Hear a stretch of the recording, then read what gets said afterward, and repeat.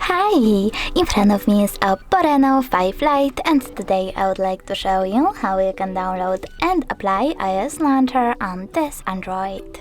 Start by opening Play Store, clicking on the search bar and typing iOS launcher. Now you need to download this free app from this developer and open it. Then choose while using the app or only this time, click on Allow and tap Home button. Over here go into Device Settings and scroll down until you see App Management, sorry. Then you need to choose Default Apps, click on Home app and tap on iOS Launcher to set it up. Then just got it. And as you can see, Apple layout was applied successfully on my device. Thanks so much for watching. If you enjoyed this video, smash that like button, comment and definitely subscribe. Bye!